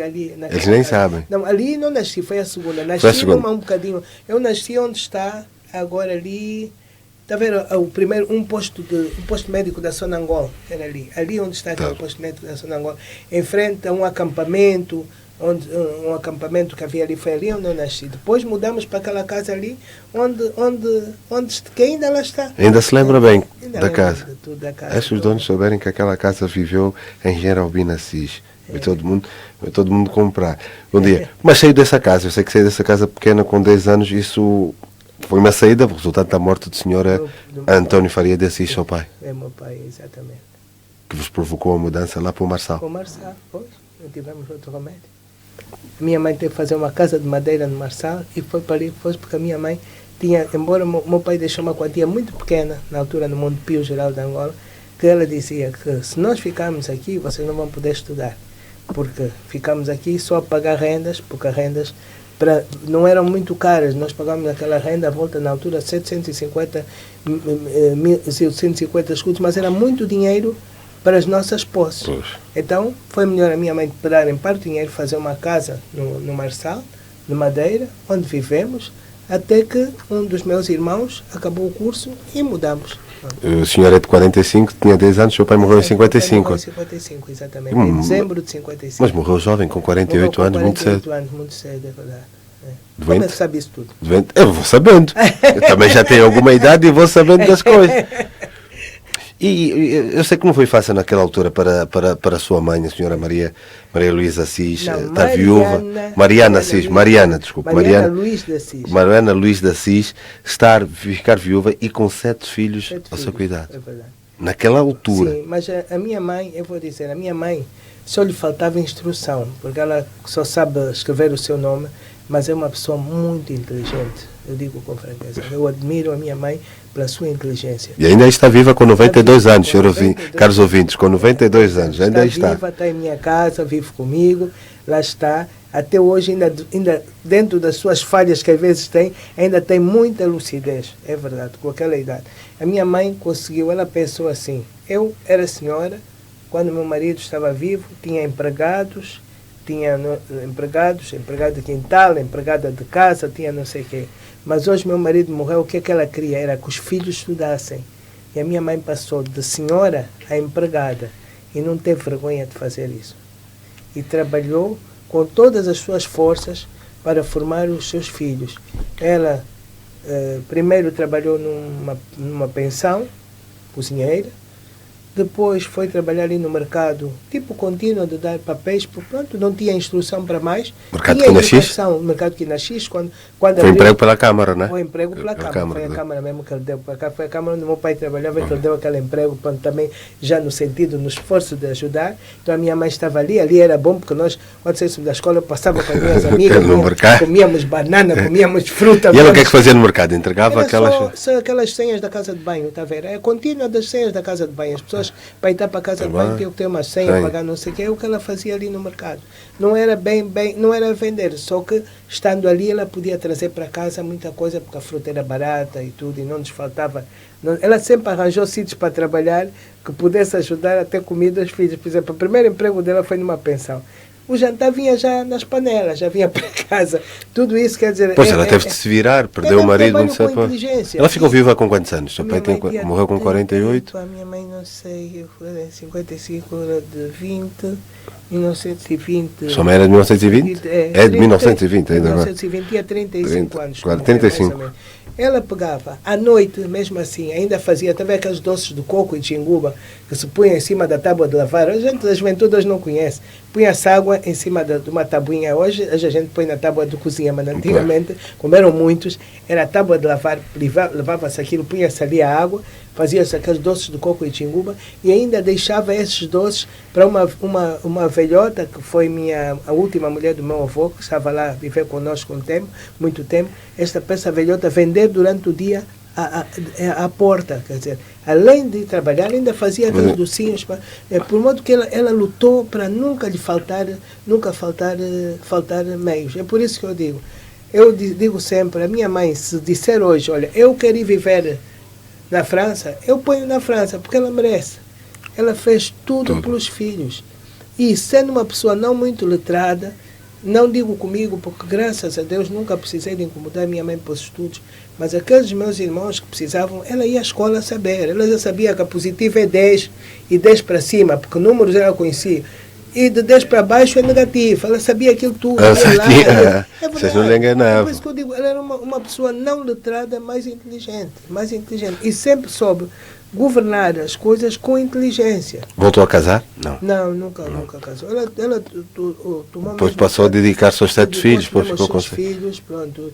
Hoje teve uma tentativa, já nós éramos um bocado mais crescidos de um possível coisa, mas que falhou, e ela disse ainda bem, porque ela sentia-se bem com os seus filhos e criando os seus filhos. Depois dos filhos foi os netos, quer dizer, ela foi uma verdadeira chefe de família, é verdade. Ela soube ser uma chefe de família. Eu sei que para vocês, os irmãos, o antigo mercado que ainda está mesmo muito associado à figura da senhora Dona Mariana. Exatamente. Agora, quando vimos partir aquilo, pronto, ficamos assim um bocadinho tristes, mas pronto, a vida é assim, sim. A vida muda e a dinâmica da vida é assim, é mudar as coisas.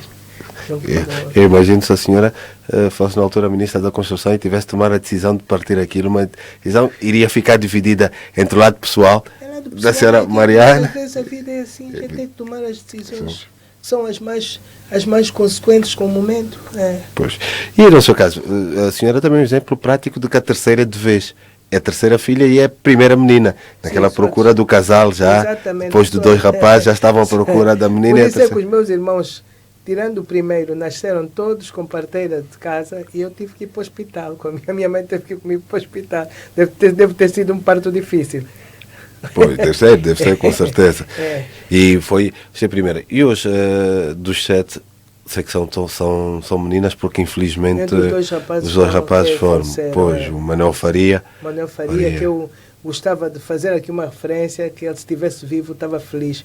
Porque o meu irmão foi um grande hoquista, foi dos primeiros hoquistas negros. Eu acho que foi o primeiro negro campeão de hóquei em patins em Angola, pelo Ferrovia.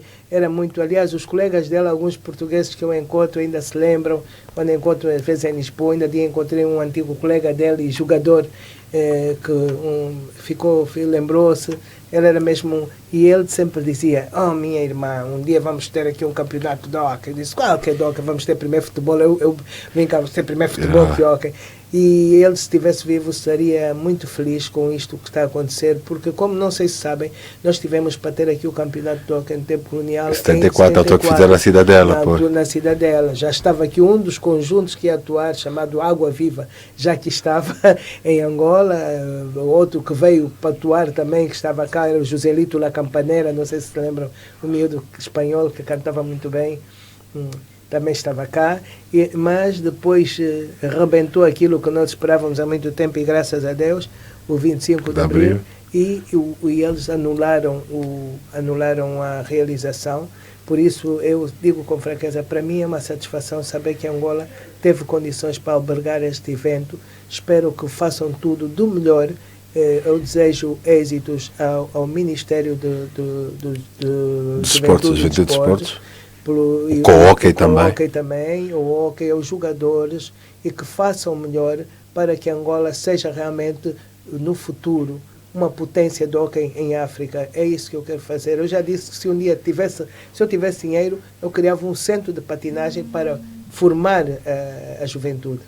Olha, quem sabe, se calhar agora com esta informação é que passa, e também o qualquer, porque ele tem estado a homenagear a própria mascota, é o Caixarinha, que é também da Caixara, que eu admirava muito ver jogar. Aliás, eu vejo jogar sempre que há campeonatos de hóquei, eu sento, aliás, sou de campeonatos de tudo, né? Sou uma pessoa muito aficionada ao desporto, gosto do desporto. Ainda agora tem o campeonato feminino de futebol, estive a assistir, e vejo muitos jogos de hóquei, e há cenas muito interessantes que muita gente não sabe. Quando a nossa equipa foi jogar a França, na altura ainda nos primeiros anos da independência, que nós tínhamos fama que éramos famintos e pobres e não sei o quê, e a nossa equipa foi. Isto contou-me uma pessoa na bancada. Estavam os franceses a dizer, convencido que o angolano não percebia francês. Estes famintos é que vão aqui ganhar, e não sei o que, olha para eles, não sei o que. Quando viram a nossa equipa jogar, naquele tempo de Caixara e outros, a nossa equipa jogar, e tivemos a ganhar a França, depois perdemos, tivemos a ganhar a França, eles disseram, afinal, não é bem assim, é verdade. Bombos têm. É isto que Angola tem de bom. Angola é assim, quando é preciso mostrar, nós temos força para mostrar. E vamos lá ver nessa altura e falar. Claro, Manuel Faria, seu irmão, que foi o primeiro negro campeão de hóquei em patins em Angola. Ele jogava, mesmo depois do gordo, ele ainda patinava. Ele foi um bom hoquista. Aliás, há uma cena muito interessante dele no Ambo, porque o meu irmão foi transferido uma vez para o Ambo, porque ele era meteorologista, e foi jogar, e depois foi convidado, como era bom hoquista, foi convidado para jogar no Ferrovia do Ambo. Claro que é um clube que só havia europeus, estava a jogar, e o Ambo foi um centro de muita segregação racial. Entretanto, o meu irmão, como era desportista do Ferrovia do Ambo, mergulha na piscina do Ferrovia. Vem um fulano, mas como é que aquele preto mergulhou na piscina? E o outro disse, mas aquele não é um preto, é um hoquista. Estão a ver a história. Pois, e passando dele, pronto, sei também que ele foi dos quimbandas dos ritmos. Quimbandas do ritmo, e aliás, por causa dos quimbandas do ritmo, é que o meu irmão não teve êxitos no hóquei, porque foi convidado para ir jogar a Portugal, como para ser hoquista em Portugal. Não é que naquela altura desse muito, mas dava prestígio. Mas o meu irmão é aquilo que vocês veem do Dani Nascimento, é músico, ele era músico. Os quimbandas, a música para ele foi tudo. E preferiu ficar aqui tocando os quimbandas do ritmo do que jogar hóquei a Portugal. O outro, que era o xará do pai, era o António, pai, que morreu também muito jovem. Morreu muito jovem. Este foi morto, foi assassinado pela UNITA no Ambo. Eu não digo pela UNITA, assassinado pelo Savimbi e seus mandatados. Porque no fundo foi isso, quer dizer, foi preso, ele era engenheiro na Cuca, no Ambo, foi preso com a família, e por isso, porque é que eu digo UNITA? Porque foi exatamente um primeiro-ministro da UNITA que conseguiu libertar a minha cunhada e os meus 2 sobrinhos, para estarem vivos hoje, mas, claro que não podia libertar o preso que eles consideravam do MPLA, porque o meu irmão era da comissão diretiva do MPLA, morreu o meu irmão, era o meu irmão, era o falecido Capango, e era o, como é que se chama o outro, que era um fulano, agora o nome está-me a falhar, mais um Bandeira, portanto eles foram todos presos. Em que ano? Isto foi em 74. 74. Okay. Logo no princípio da independência. Foi preso, o meu irmão ia sair para vir para a coisa, quando foi retirado do avião em que estava, avião de portugueses, foi retirado ele, a mulher e os filhos, ficaram presos. A minha cunhada conseguiu vir, num estado degradante e tudo, porque é uma pessoa que depois ficou sempre uma pessoa com depressões, e o meu irmão foi levado do Ambo para o Bié e foi assassinado. Enfim, e agora estão as cinco senhoras, né? As Big Five. Eu vou chamar as Big Five, cinco grandes. São as Five, mas sabe que alguns familiares, sobretudo lá do meu pai, diziam para a minha mãe, mas por que está tão preocupada com o estado do estudo das meninas? Quem deve estudar são os homens, aquela mentalidade que havia antigamente. E a minha mãe dizia, todos vão estudar enquanto forem capazes de estudar. Está a ver quem é que ela está agora? Não são com as mulheres? Com É com as mulheres. sim. É verdade. E ela sempre teve essa filosofia. Não, senhora, aqui todos vão estudar enquanto tiverem capacidade para estudar. A Bina, posso chamá-la assim? Pois, Agora, nesta é. fase já posso chamar. A Bina, para os ouvintes, é o nome lá de casa. E assim, eu, se me permite, ela permite que eu assim chame vocês, não, nem todos vocês ouvintes, mas eu vou chamar aqui. A Bina é a mais velha das irmãs. das irmãs. Sou mais velha. Pois é que vem a Maria do Carmo. Mais velha, eu posso dizer a idade, não tenho receio.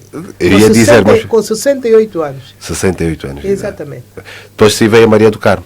Assim é Maria do Carmo. Que é a mãe do Daniel, que é a esposa do Lopes de Nascimento. Depois vem essa. Depois tem a Maria de Lourdes, assim, esposa de Soares da Silva. Depois tenho a Luísa, que é a que vive presentemente na Suíça. Em Genebra? Em Genebra. Okay. E a seguir tenho a Rosa, que é a mais nova que está aqui. A Rosa casada com um Araújo. E está bem perto de mim. Trabalha na Ferrangol, né? Ali em Talatona. Eu passo bem por aí, bem. Sim. Afinal, conheço bem. É bem perto. Está bem informado. Eu gosto de me informar sobre boas famílias. E como são boas famílias, vale a pena estar informado. Olha lá, há uma coisa, Ina, que diga-me se é verdade que teve de assinar, teve de receber um documento do tribunal para poder trabalhar, que era menor, quando começou a trabalhar. Tive que tratar daquilo que se chamava como é que se chama? Ai meu Deus, isto tinha uma autorização, quer dizer, só se deveria trabalhar no Estado com 21 anos.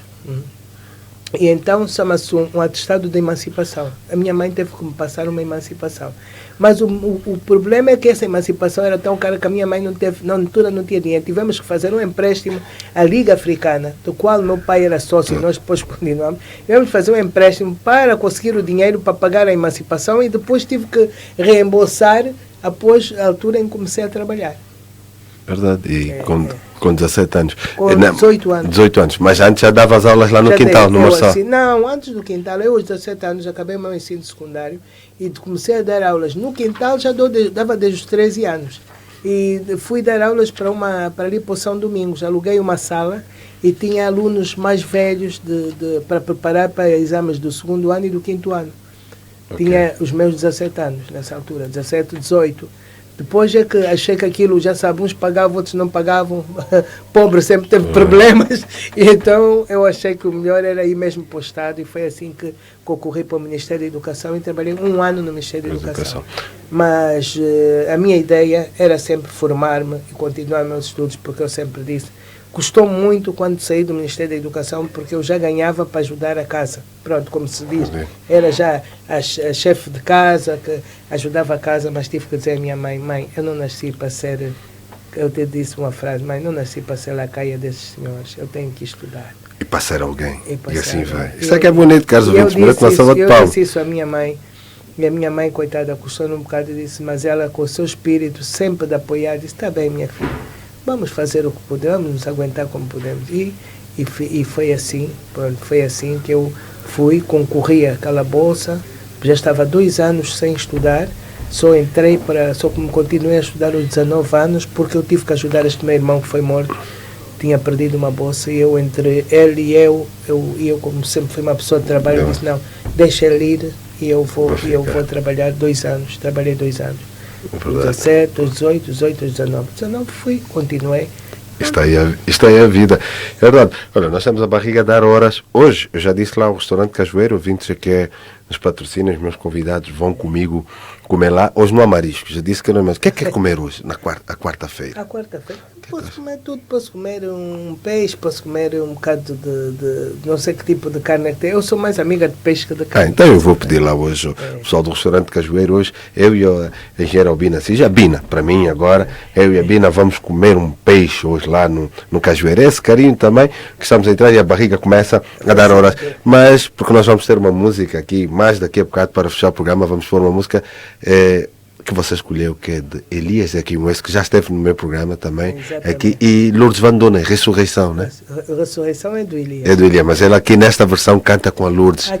Canta com a Titi Lourdes Vandona. Os meus 2 primeiros convidados mais velhos, eu todos as épocas convido um mais velho. Por quê? Porque a nova geração não pode esquecer a nossa origem. Sim. Se estes Elias e outros não se dedicassem à música angolana, talvez a música angolana não estivesse hoje onde está. Se não ouvisse o Angola Ritmos. Pois então, convidei a Lourdes e o Elias para o Japão. Foram muito aplaudidos. A Lourdes, não sei se já estava doente. Eu não assisti a atuação da Lourdes, mas diz que quando ela acabou de atuar chorou de emoção. Porque foi bonito ver. Por exemplo, ano passado eu convidei o... Como é que ele se chama? Aquele... Pão com chouriço, como é que... O Voto Gonçalves. Voto. Hoje, todos e esta próxima época também vai o mais velho, porque assim, é preciso não esquecer os mais velhos, quer dizer, nós temos que fazer a simbiose entre a nova e a velha geração. E não pegar como muitos fazem, é velho, é trapo. Mas hoje os trapos, na nova sociedade global, já são reciclados, por isso não se pode estar fora desses trapos. De modo que eu penso que fiquei satisfeito. Eu gosto do Elias, admiro o Elias desde a minha meninice. É um grande nome, é um grande nome. E quem fica com o título de mais velha é a senhora agora. Albina Assis passa a ser a mulher mais velha que já passou aqui no nosso programa, com 68 anos de idade. O convidado mais velho foi Neto Miranda, juiz Neto Miranda, com 72, ainda tem esse título. A senhora passa a ser a segunda e passa a ser a mulher mais velha. Muito obrigado. Olha, para mim, muito obrigado, foi um prazer tê-la aqui neste Dia da Mulher Africana. Muito obrigado por nos dispensar essas 2 horas destas vivências. E a você também que nos ouviu. Muito obrigado e espero voltar mais vezes. Muito obrigada. E eu queria mandar uma mensagem a todas as mulheres de todo o mundo, em especial as mulheres de Angola, e um carinho muito particular para as mulheres do Cunene, que neste momento passam algumas vicissitudes. Estamos com elas, fiquei feliz porque vi que a secretária da OMA, Inga Inglês Van Dunen, esteve no Cunene a dar o seu, não só o apoio material, mas a sua solidariedade às mulheres do Cunene por causa da seca. A todas as mulheres do mundo inteiro, o meu forte e grande abraço, especialmente as africanas. Um abraço também para vocês, caros ouvintes. Tem a reposição deste programa no sábado das 18 às 20. A técnica foi de Carlos Manuel e José Bastos e também de Francisco Paulo Giconda. A produção foi de Carlos Capapa com assistência de Adélia Ebo. A assistente de realização é a Vanice Jacinto. A fotografia foi de Nuno Santos e, como sempre, na realização e apresentação, Armindo Laureano. Vamos fechar com a música de Elias Aquimoes, aqui também acompanhado de Lourdes Van Dunen, Ressurreição. Até já.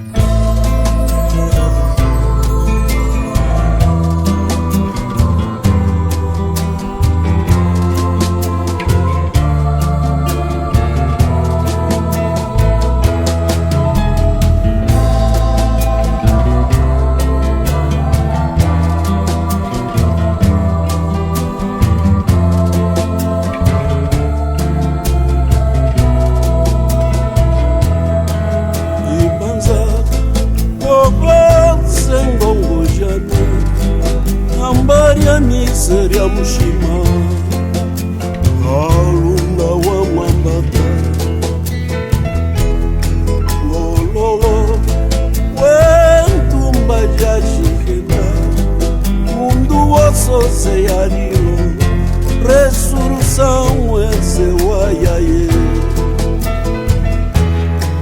Olele, wenga shalani ueka, amariani seria mshima, kalunga wa mwambata. Olele, wenga shalani ueka, ressurreição aiaie. Wayeze kwalunge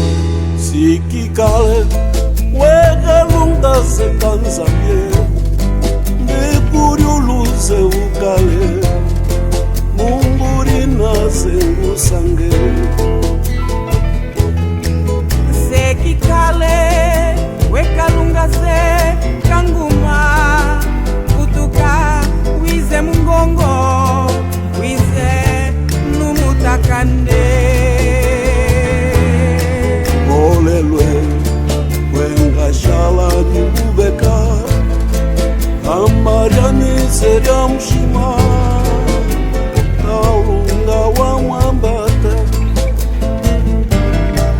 Olele Wenga Shala Nibubeka Restituição Waye Zekwalume